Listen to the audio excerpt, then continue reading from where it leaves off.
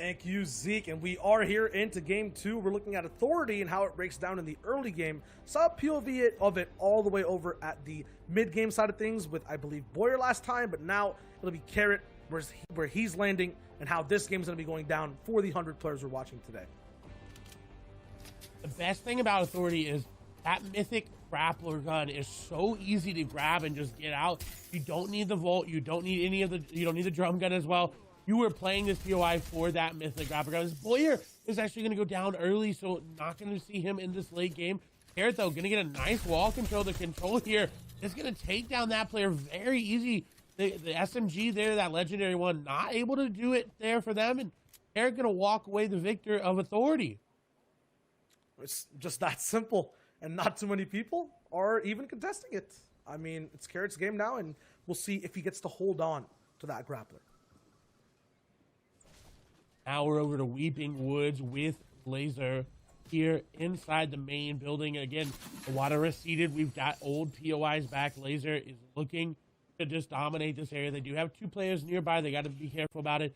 He's going to have a relatively good loadout for early game fighting as well. If that's his playstyle, that's what he wants to get into.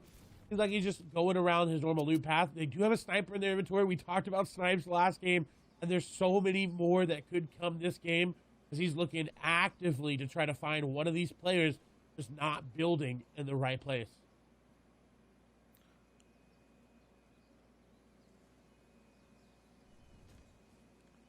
A bunch of different players will be trying to snipe each other, go for tags. 92 left alive, so hey, 91 left alive, so you got to be careful. You can't be standing still like that, especially over at Weeping Woods. I think this is the most dangerous POI to take it slow in. There's so many trees, different angles you can't see, and Laser will be there to take advantage of it with another snipe. Man, these snipes are just getting straight into people's faces every single time, every single lobby. Now, I want to point out that it is very familiar faces here in the top 10. 6 of the current of top 10 include first place Kazakhs that made all their way to the Grand FNCS Invitational Finals. That was a very, very hard finals to make, and the fact that 6 of these top 10 are here and made it are amazing. And we talked about legacy. Out of the top 10, there's not that many people that you would look at and be like, wow, these are the best players in Europe. They're amazing. They're on top of everybody. As we just see Quavado demolish Noah Riley there. And now we know where the Caddy Shockwave launcher is. Yeah, Quavado is one of those best players. And you can see it in just the way he finishes a fight. That, Clay, you have to admit, takes like upwards of 2 to 3 minutes sometimes over a Caddy, especially for the vault. That being said, though, let's go back and look at the format and exactly how these guys are playing. You'll notice you're watching some other competitions. The people in first place after game 1 might have 60 points, 80 points, placements getting handed out so much over time. For this tournament here, for this next month, this FNCS Solos, the format is slightly different. A little bit less overall points handed out at different intervals. I'm going to take you guys down a little bit of an analogy lane. Think about a book with different chapters, right? So every single placement is handed out at a different chapter of threshold. So it's not like 75th you get a point, then 74th you get another. It's 75th to 50th is an entire chapter of placement. That's 1 point. After that, it goes from 50th all the way down to the 40 mark, and it gets lower, lower, and lower, closer and closer, all the way to the conclusion of the book, the final chapter, that top 5. Then you get that Victory Royale. It's a total of 14 points to hand out. So keep in mind as you're watching where these placements come through. To get placements, though, you have to get eliminations. Kian is trying as well. Remember, those points are capped at 20 elimination points, so you can have a maximum of 20 eliminations per game. And this fight's going all the way around every single place to play, but I feel like it's wrapped up. Kian goes down. You gotta remember, Shao, you cannot judge a book by its cover. You gotta look at everything inside and everything that led up to that book being made. And that book being these games that you're watching right now. The players are writing their own stories. Deox with that elimination, adding another point there to him.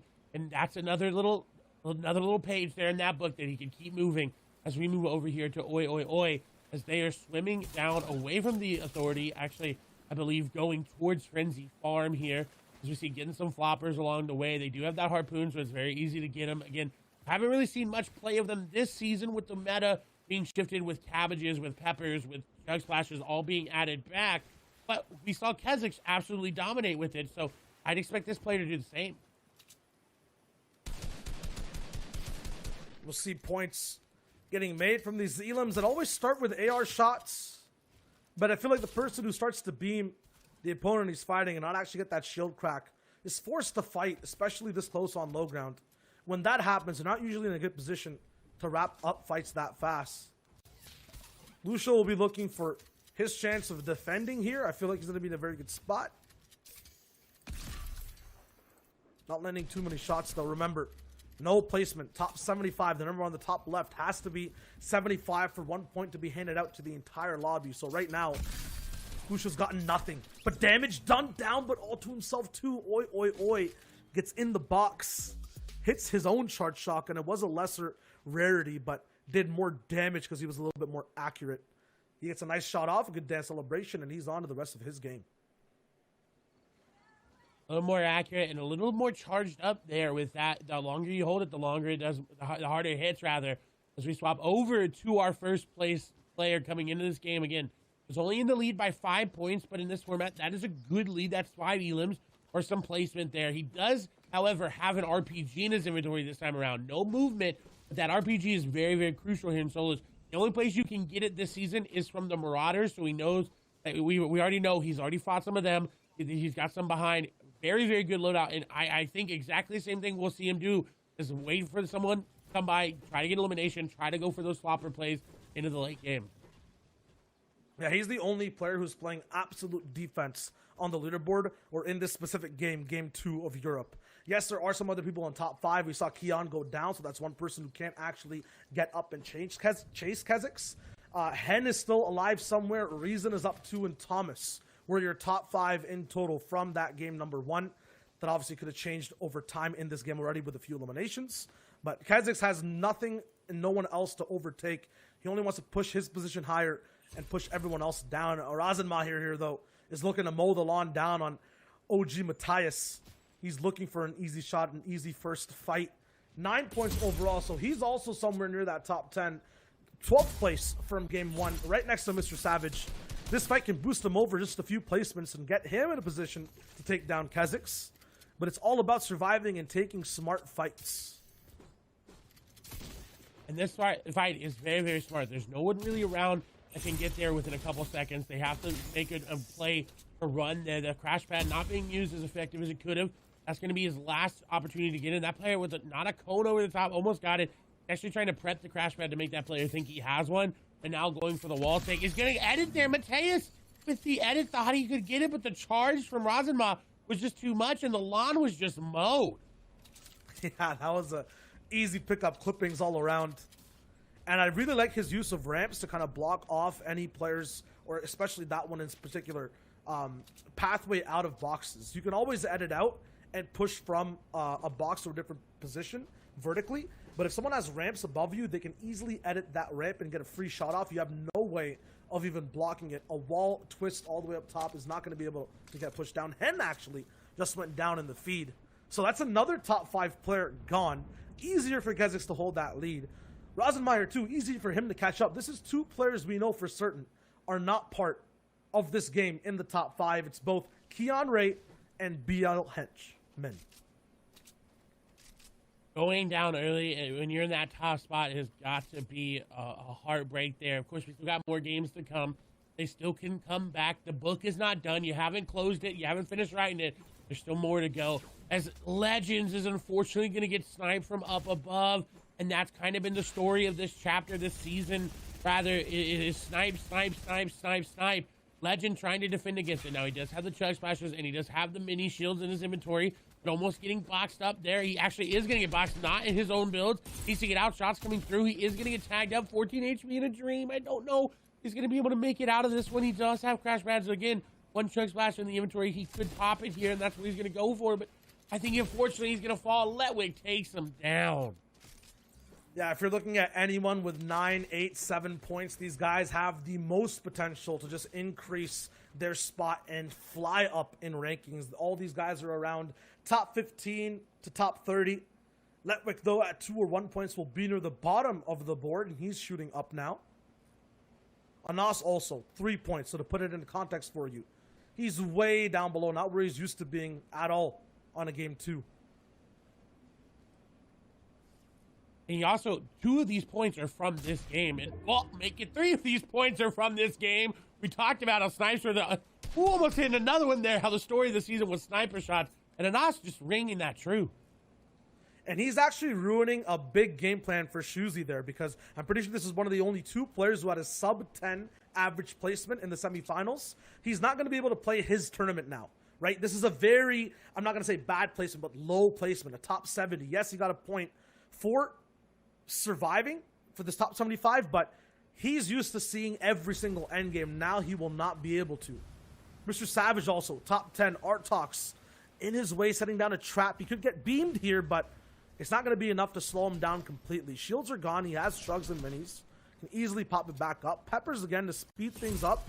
If it goes bad over here, he's in the same box as Art Talks though, and it's over. Is this kind of the game where everyone near the top just keeps getting eliminated? Because Savage is down. That's 11th place. And it was a sniper shot into a crash pad, bounce into the box. And again, they just keep getting sniped and sniped and sniped. We're going to have to see how these players start to change up their rotation to avoid these players that they're getting sniped by time and time and again. Artox with 10 points. That would put him up into the top 10, of course, assuming everyone hadn't gotten any more points. He's looking to make his move here. And we've mentioned it. Legacies are building up this season. And this is where players are going to be able to really separate themselves from, oh, it's this person's duo. Oh, it's this person's trio. To, hey, it's just Artox, right? If they're able to do that, the name they're going to make for themselves is going to be amazing. And we see Snap go down in the feed, who we saw pop off on Salty earlier in the previous game. But Artox looking really, really good here. Yeah, he's set that trap down. It's sprung in the perfect spot onto, I think, the perfect player he wanted to, who was just barely ahead of him. Still, this game is not going as slow as the last one we watched, but definitely still as stacked. Everyone now has a purpose and a mission on what to do to further their game. If it's Artox, it's get these early elims to pad up the stats to get into double digits overall on points. Get in the top 10 so then you can shoot for first. If it's Kezix, it's make sure you don't make any unnecessary risky moves to lose your number 1 spot this early in the game. These 2 aggressive and passive playstyles, depending on what side of them you're on, these mid-game fights can get really hairy. Reason is another player. I think the only one left now, next to Thomas as well in the top 5, who have a chance at taking down Kezix the closest. 16 points overall now because placement is being handed out, and he's gotten 1 elimination. The second snipe right here, too. This is the first one I think we've seen miss when it's set up, but hard to get it down from the water. Always providing a little bit of challenge there with the water and where it's been, what it's done this season. Rezon looking to adapt and looking to overcome. With a very good rotation here, he's actually disengaged. So you see everybody rotating around this backside of the zone. It's going to be very easy for him to just scoot in. And we're going near Caddy. I want to point out that the Caddy launcher has not really moved much. Usually we see players grab it and then just dip out. This player hasn't really had to dip out. They've got it and they're able to just move around. Mongrel, however, is someone we're excited to see able to make it into this into in-game. He's actually got the Fortilla loot there. So changing up his drop spot, getting a mythic AR in his inventory, as well as that Chug Jug. He's looking really good. This could be his game to cement his legacy even more. Yeah, he's got Ocean's Blessing. If you guys are unfamiliar with this chapter, or this season in this chapter, right now, the loot you can get, this Chug Jug, we haven't seen this item in here for quite a bit. It's actually bottomless, so you can keep taking swigs from it. I believe it has like a 15-second cooldown after you finally pop it. Very good to just manage your HP no matter what portion of the game you're in. Obviously, towards the end game, a little bit less effective once we hit the 7th, 8th zone. But right now, Mongrel can trade tags. He can go into big fights and basically come out unscathed in every single one. Now his skin is unrecognizable too.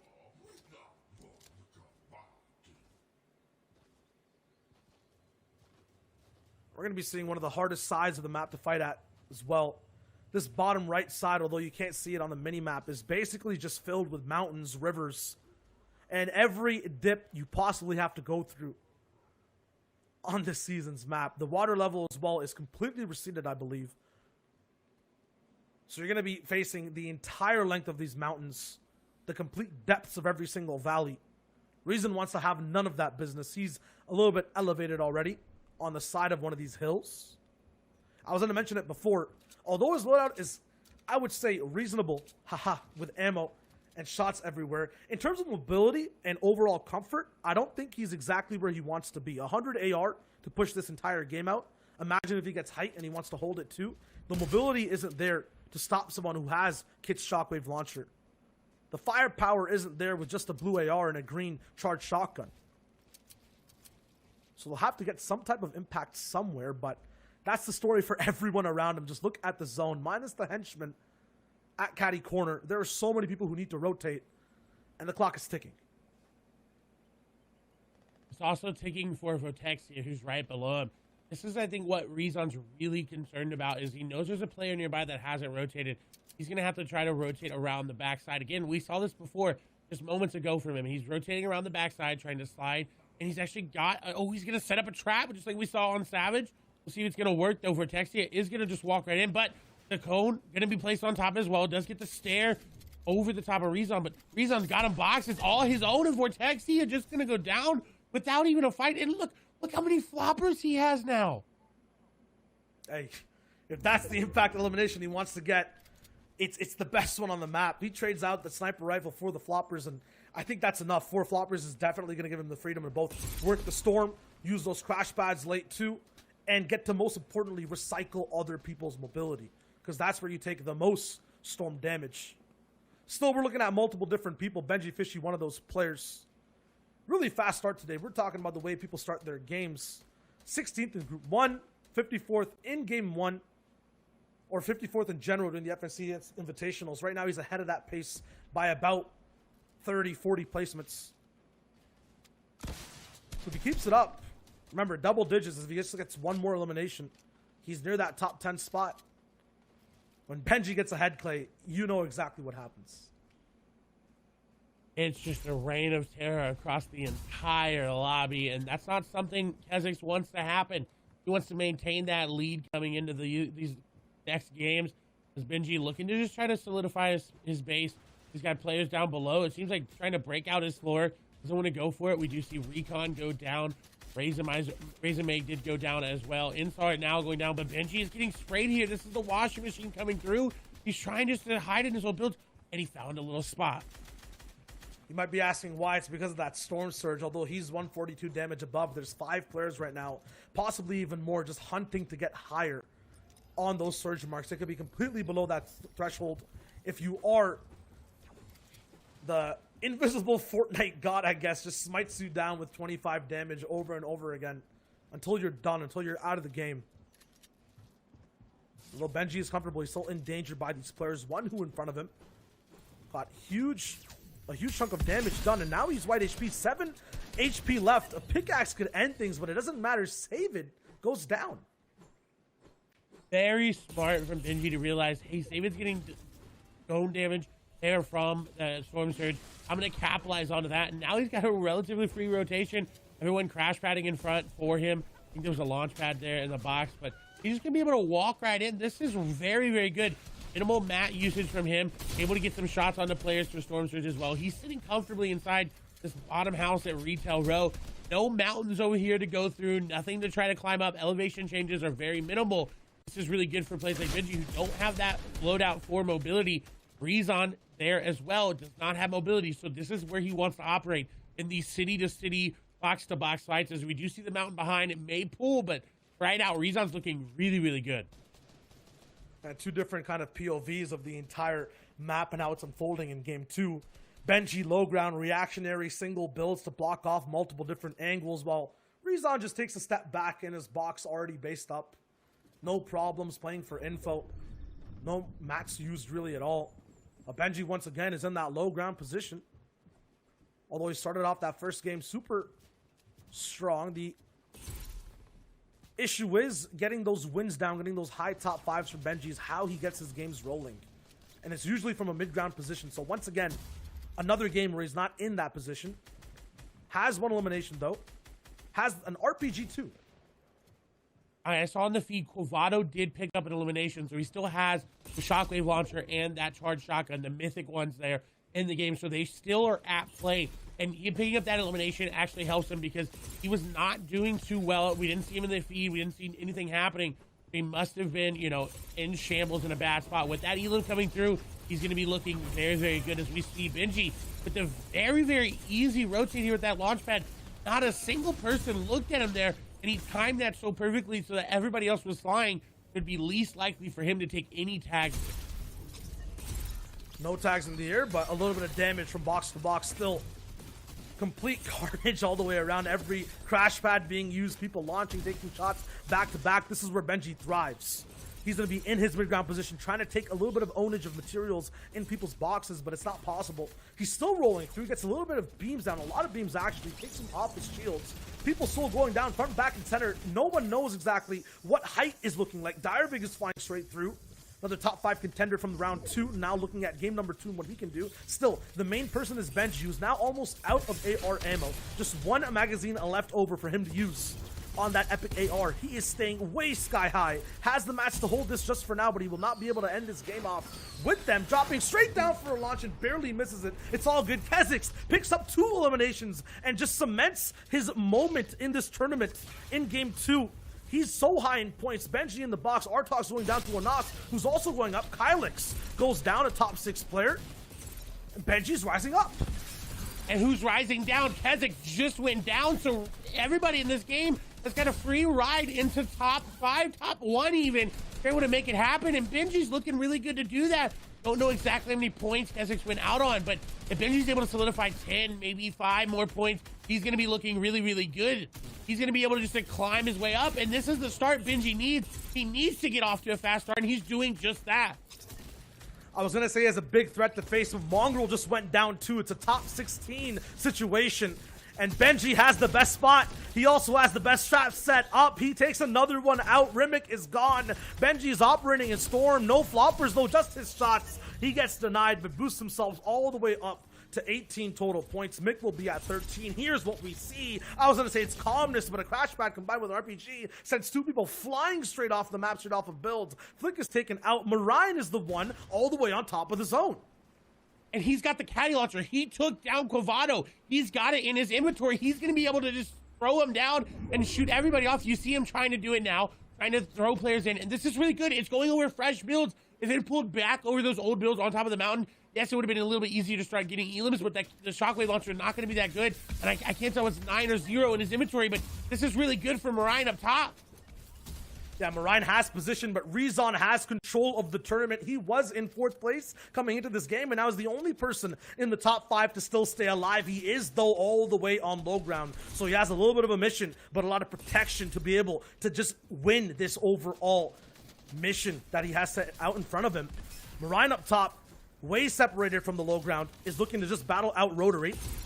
Mick is all the way at the bottom. There's a big jump up from Rotary. Now it's a build fight all the way up top. Riz on his box to box with Mick now. They need to control. Big shockwave, I think, launcher to send his opponent straight into the storm. Rotary is trying to climb back with crash pads. He barely does. Misses the mark. He gets taken out. Big change up. Marine gets the siphon. Max HP. Reason gets a huge shot down. It's a 1v1. And a very big 1v1. Is this a battle for first? Rezon, I think, is going to maybe have it, depending on how many points Kha'Zix had. Marine, though, does have the shockwave launcher. We've seen it come down time and time and again. This should be a victory here for him if he is able to play right, but he's running out of builds. He's hopping into zone. Rezon, remember, has the floppers. He picked them up earlier. This is going to be his play. He's going to sit back. This is how you counter it. Everybody's like, it's overpowered. It's so OP. He's hiding in zone. He's floppering. Marine is nowhere to put pressure on, and Rezon is going to be able to pick up the dub. Hey, it's that season 2